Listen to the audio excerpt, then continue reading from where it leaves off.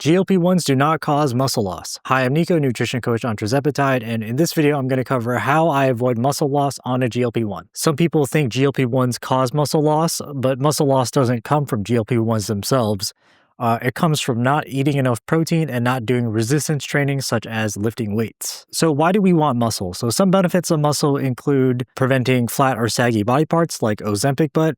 By the way, you can get Ozempic butt with or without a GLP-1. It's just something that happens if you don't eat enough protein and do resistance exercises. Muscle also helps you maintain strength to do everyday activities, like doing daily chores and picking up your kids. And it helps make you look leaner at the same weight, leaner meaning more muscle than fat. And in general, muscle is just healthy to have. I would rather have some muscle than to lose it and have no muscle. So now let's go over the two ways I prevent muscle loss, which is eating enough protein and resistance training such as lifting weights. Starting with protein, how much do we need? If you count calories and macros, here's a chart I use to see how much protein I try to eat every day. I aim for 0.7 grams to 1 gram per pound of goal body weight per day. The key words being goal body weight. It's common to hear 1 gram of protein per pound of body weight, but that's mostly for people who are generally leaner. Crazy example, let's say someone weighs 700 pounds and their goal weight is 300 pounds.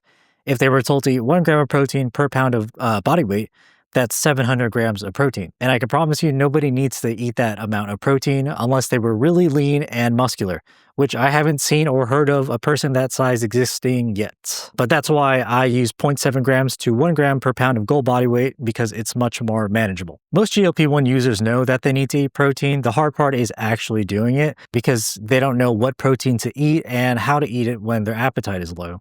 So let's cover that now. I mostly eat lean protein, meaning protein that has 2 or more to 1 protein to fat ratio.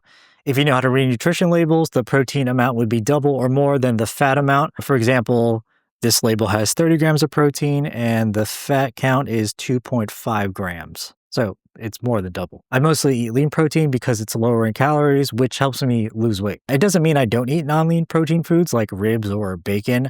It just means most of the time I eat leaner protein. Plus the added fat can give me some nausea. Here's a list of protein solid foods that I would eat. You can pause the video here, but it would be things like chicken, egg whites, ground beef, ground turkey, and plain Greek yogurt. There are a lot of options, but I mostly have chicken and leaner cuts of beef nowadays. Next is how I make eating protein easier.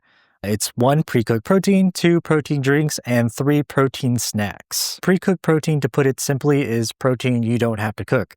I don't cook because I'm lazy, so I buy pre-cooked protein and other foods instead. Some examples would be canned tuna, lean deli meats like turkey, chicken, roast beef, rotisserie chicken, and restaurant takeout. You can find a bunch of pre-cooked protein in grocery stores. Here's some cooked chicken and a steak salad. I mostly get lean pre-cooked protein from fast food restaurants like Panda Express and Chipotle. I don't get the high-calorie tasty food like orange chicken, even though I wish I could. Or anything like that.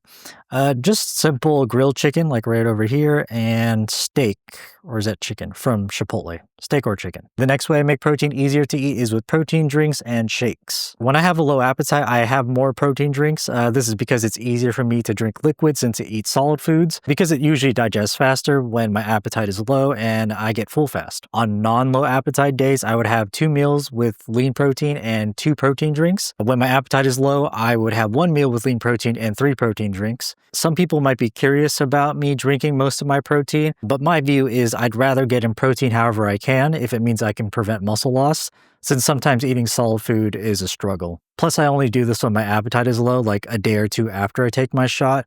After that, I go back to eating more solid lean protein foods. Protein snacks are nice because they also don't need to be cooked and are convenient to have on the go, or if you just need a quick source of protein. Some snacks I used to have would be protein bars, protein chips, and lean beef jerky. I used to get Quest protein chips, and I liked them. I tried a few other brands, but they're not for me. And if I like something, I tend to stick to it. Some other ways I make protein easier to eat is I prioritize it. I generally eat protein first during my meals before other foods like carbs or fats. I have a longer eating window, meaning having more time to eat throughout the day, which gives me more time to digest, so I can hit my protein goals when my appetite is low. For example, I try to have protein as soon as I wake up. It's usually a protein drink with some coffee, and the last meal or snack I eat before bed also has some protein. And the last way is smaller protein snacks and meals. Having regular size meals is sometimes too much for my stomach to handle because of the meds. So it's much easier for me to get in protein if I have smaller, more frequent meals and snacks. I used to eat 3 regular size meals before I took a GLP-1, but now I have about 5 to 7 meals, including snacks. some with protein, some without. We just went over the first way I prevent muscle loss, which is eat enough protein. Now let's talk about the other way, resistance training. Resistance training is a type of exercise such as lifting weights, body weight exercises, or really just pushing heavy things with your muscles. I would say it's more important than eating protein to maintain muscle, but if you can do both, that's great. When it comes to actually doing resistance exercises, I would say the most important thing to focus on is consistency. Most people when starting out think they have to go to the gym like 5 times a week. Then they try it and burn out after like 2 months. But in reality, most people can get away with much less, especially when they're just starting out. I always recommend to clients to do what's sustainable first, then add more. Usually that starting point is once or twice a week. And after they're more comfortable and can stay consistent, then they can add more sessions if they want to or need to. Now, consistency doesn't just come from how many days you can go, but also how much effort it takes to do it. For example, let's say your gym is 30 minutes away and you can only go during 6 p.m. peak hours when most people are coming home from work. Ask yourself if that would be sustainable for you. For me, it wouldn't be. I don't like busy gyms and I don't want to spend 1 hour total driving to and from the gym. Some people don't mind that and that's great as long as you, again, do what's sustainable for you. I used to go to the gym 4 times a week with 1 hour sessions because sometimes I would have to wait for gym equipment to be free and it took like 20 minutes to get there. Plus I have to change clothes and get ready. So my total average time to do all this was around 2 hours. That's 8 hours a week for a gym session. Eventually that wasn't sustainable for me, so I bought a pair of dumbbells and a bench, and now I work out 5 times a week for about 30-minute sessions, no driving or getting ready for the gym, and now I only spend 2 hours and 30 minutes per lifting session per week, which made it much more sustainable for me. So with all that being said, I have 3 steps to try and help make resistance training a bit easier so you can hopefully be more consistent with it. Step 1 is choose where you're going to exercise from lowest to highest effort. First would be a home gym or online workouts. 2 would be a commercial gym.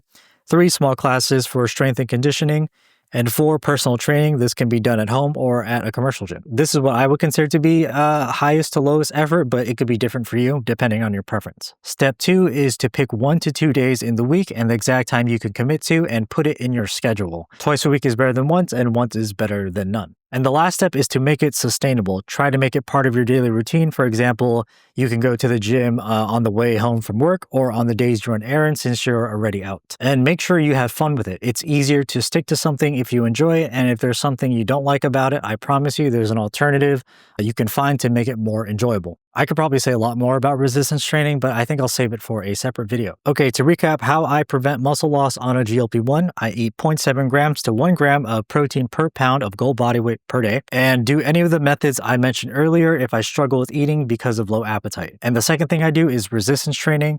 If you're just starting out or don't have a lot of time, twice a week is a great starting point, and you can increase it over the course of a few months if you want to, or just stay at twice a week. These are the only 2 things I do to maintain muscle. I know eating enough protein can be hard to do at first, but if you keep trying, it becomes much easier. And resistance training is the harder one to do because it requires more effort, but I promise you it's worth it. Plus, exercise and muscle is generally healthy if you care about it. Anyways, that's it for the video. I hope this helped. Thanks for watching. Bye.